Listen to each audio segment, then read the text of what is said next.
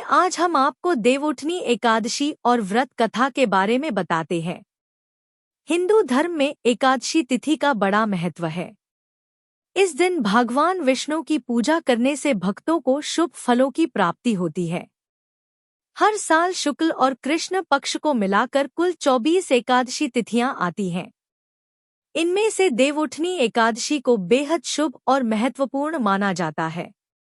इस एकादशी को प्रबोधिनी एकादशी के नाम से भी जाना जाता है। साल 2024 में देवउठनी एकादशी 12 नवंबर को है।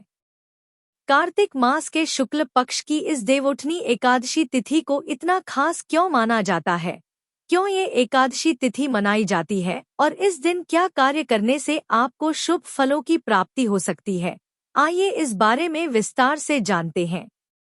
देवउठनी एकादशी के दिन भगवान विष्णु 4 महीने की योग निद्रा के बाद जागते हैं और इसके बाद शुभमांगलिक कार्य फिर से शुरू हो जाते हैं। हिंदू कैलेंडर के अनुसार कार्तिक मास के शुक्ल पक्ष की एकादशी तिथि को देवउठनी या प्रबोधिनी एकादशी मनाई जाती है। इस दिन से सभी शुभ कार्य, विवाह, मुंडन, गृह प्रवेश आदि की शुरुआत की जाती है, जो देवशयन एकादशी, चातुर्मास के समय रुके रहते हैं। इसलिए इस एकादशी को बेहद खास माना जाता है। इस दिन भक्त भगवान विष्णु के निमित्त व्रत रखते हैं, उनकी पूजा करते हैं और खुशियां मनाते हैं। प्रबोधिनी एकादशी के दिन व्रत रखने और भगवान विष्णु की पूजा करने से विशेष फलों की प्राप्ति भक्तों को होती है। माना जाता है कि इस दिन व्रत रखने से पापों का नाश होता है और व्यक्ति को मोक्ष की प्राप्ति होती है। देवउठनी एकादशी के बाद से विवाह के मुहूर्त खुल जाते हैं। जिन परिवारों में विवाह की योजना होती है, वे इस दिन भगवान से आशीर्वाद प्राप्त करते हैं, जिससे भावी दंपति के जीवन में सुख समृद्धि आती है। इस दिन व्रत रखने और भगवान विष्णु, माता लक्ष्मी की पूजा करने से परिवार के लोगों को सुख शांति, समृद्धि और अच्छे स्वास्थ्य की प्राप्ति होती है। इस दिन तुलसी विवाह का आयोजन होता है, जिसमें तुलसी माता का विवाह भगवान विष्णु के रूप शालिग्राम से किया जाता है। ऐसा करने से वैवाहिक जीवन सुखमय बना रहता है। देवउठनी एकादशी व्रत की असली कथा। धर्मराज युधिष्ठिर भगवान श्री कृष्ण से कहने लगे, हे भगवान, मैंने कार्तिक कृष्ण एकादशी अर्थात रमा एकादशी का सविस्तार वर्णन सुना। अब आप कृपा करके मुझे कार्तिक माह के शुक्ल पक्ष की एकादशी के विषय में भी बतलाइए। इस एकादशी का क्या नाम है तथा इसके व्रत का क्या विधान है? इसकी विधि क्या है? इसका व्रत करने से किस फल की प्राप्ति होती है?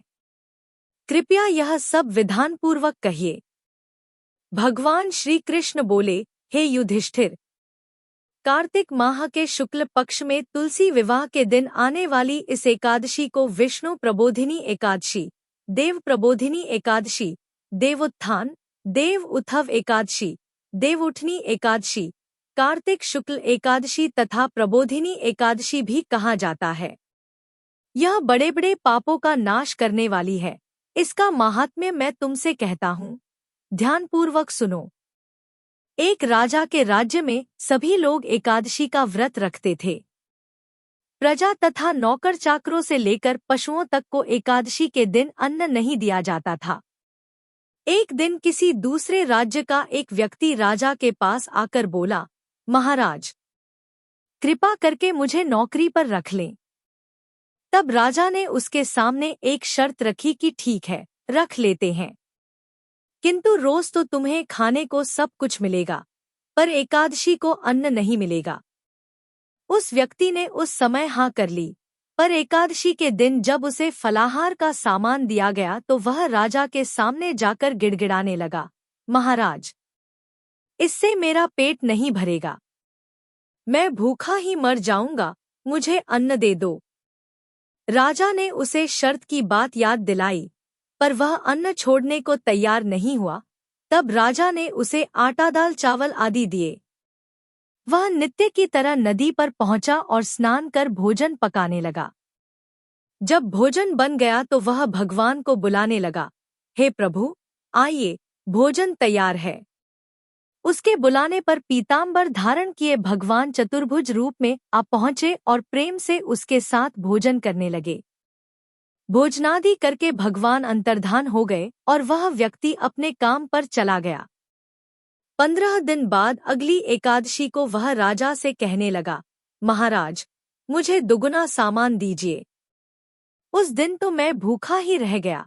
राजा ने कारण पूछा तो उसने बताया कि हमारे साथ भगवान भी खाते हैं, इसीलिए हम दोनों के लिए ये सामान पूरा नहीं होता है। यह सुनकर राजा को बड़ा आश्चर्य हुआ। वह बोला, मैं नहीं मान सकता कि भगवान तुम्हारे साथ खाते हैं। मैं तो इतना व्रत रखता हूँ, पूजा करता हूँ, पर भगवान ने मुझे कभी दर्शन नहीं दिए।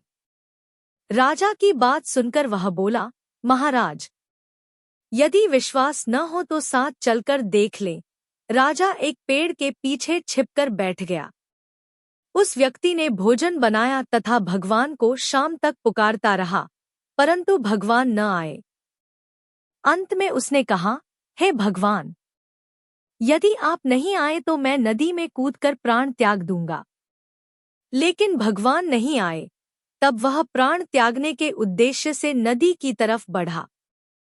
प्राण त्यागने का उसका दृढ़ इरादा जान शीघ्र ही भगवान ने प्रकट होकर उसे रोक लिया और साथ बैठकर भोजन करने लगे। खा पीकर वे उसे अपने विमान में बिठाकर अपने धाम ले गए। यह देख राजा ने सोचा कि व्रत उपवास से तब तक कोई फायदा नहीं होता जब तक मन शुद्ध न हो।